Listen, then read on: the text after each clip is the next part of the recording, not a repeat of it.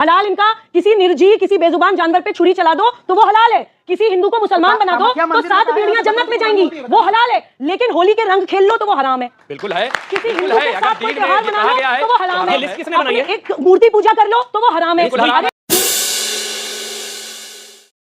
इसलिए सुबह पहले आप जी अमन, देखिए मैं बेसिक्स पे बात करना चाहती हूँ। मेरे हिसाब से इस जन्नत और दोजक के कॉन्सेप्ट में ही फॉल्ट है। अभी बोला मुमताज जी ने कि नहीं जो अच्छे काम करेगा वो जन्नत में जाएगा। अच्छे अरे भाई एक मिनट ना मुमताज जी, आप क्यों, आपके बीच में वो एक शब्द नहीं बोली है। मैं 10 मिनट चुपचाप सुन रही हूं। नहीं मैंने बोला, मैं इनको भी टोकूंगा प्लीज। सुनिए, मुमताज जी ने कहा जो अच्छे काम करेगा वो जन्नत जाएगा, जो हलाल काम करेगा वो जन्नत जाएगा, जो हराम काम करेगा वो दोजख जाएगा। ये इनका लॉजिक है। लेकिन हराम, अरे सुन तो लीजिए, लेकिन मुझे इस लॉजिक से भी कोई दिक्कत नहीं है अगर हराम हलाल की लिस्ट तो रैशनल हो। हलाल इनका किसी निर्जीव किसी बेजुबान जानवर पे छुरी चला दो तो वो हलाल है, किसी हिंदू को मुसलमान बना दो तो 7 पीढ़ियां जन्नत में जाएंगी, वो हलाल है। लेकिन होली के रंग खेल लो तो वो हराम है। बिल्कुल है, किसी हिंदू के साथ कोई त्योहार मना लो तो वो हराम है। ये लिस्ट किसने बनाई है? एक मूर्ति पूजा कर लो तो वो हराम है। अरे अगर आपकी हराम हलाल की लिस्ट ऐसी होती, अमन मैं किसी के बीच में नहीं बोलती, मैं चली जाऊं क्या उठकर? जी गलत है। अगर आपके बीच में हलाल की लिस्ट ऐसी होती, प्लीज मैं आपके पास आऊंगा ना, शोएब जी वेट कर रहे हैं। मैं बिल्कुल इनका साथ देती अगर इनकी हलाल की लिस्ट ऐसी होती कि किसी के चेहरे पे बहुत बड़े मुफ्ती हो। एक मिनट आप बंद करिए, आप, मैं माइक लेकर आपके पास आ रहा हूँ।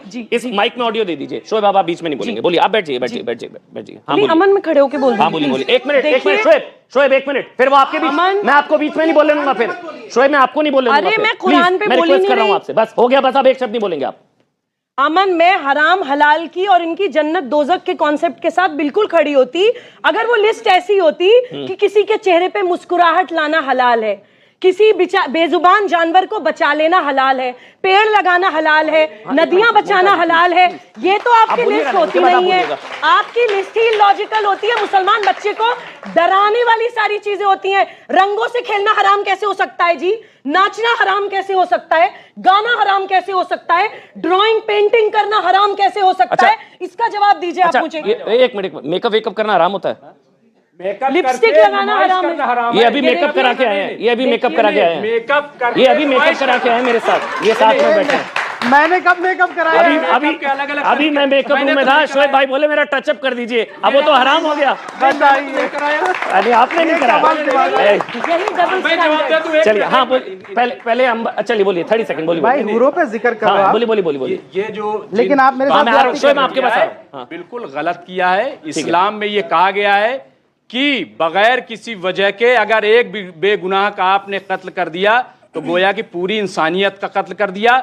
बगैर वजह आप एक पत्ती नहीं तोड़ सकते। और जहां तक मुस्कुराहट की बात है, इस्लाम में नहीं गलत ज़िबा करते हैं बकरों को हर साल, फिर और उसको उत्सव कुर्बानी है, कुर्बानी है, बगैर वजह नहीं है, गलत है। वजह।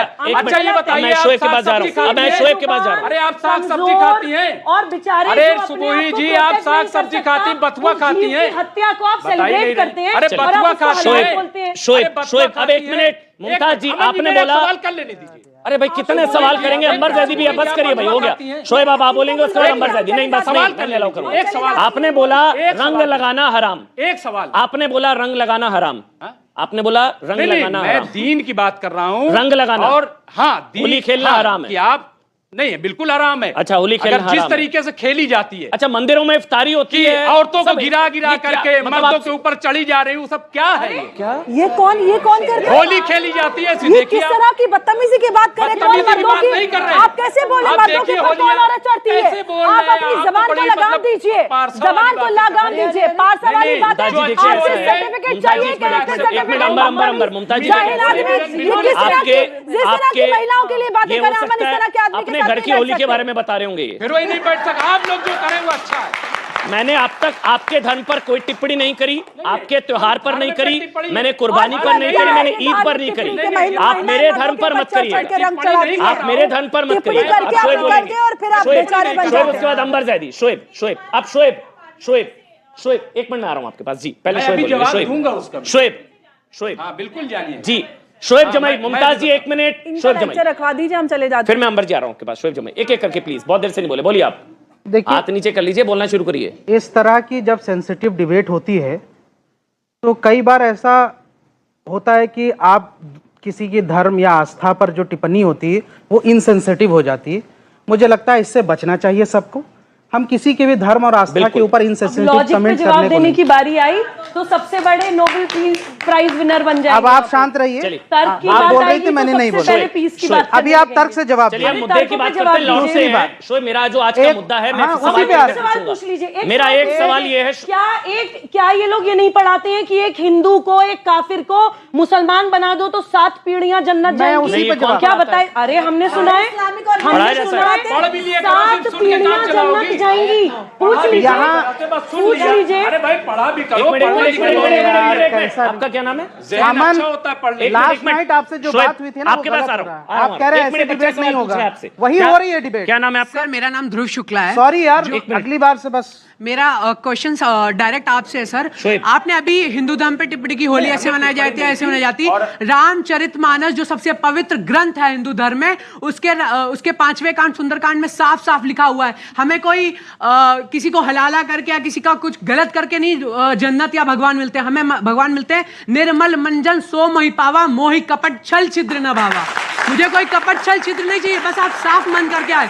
और जो मैम ने बात कही उसमें सूरा 9 और आयत 5 के बारे में आप बता दीजिए। चलिए, अब आप नहीं, पहले शोएब बोलेंगे। नहीं, अब आपका ऑडियो बंद है, प्लीज बोले नहीं है भाई वो। शोएब आप बोलिए, बोलिए शोएब, बोलिए। नहीं, ये माइक नहीं नहीं, ऑन वो है। मैं बंद कर रहा हूं क्योंकि आपको कोई टोके ना। बोलिए शोएब।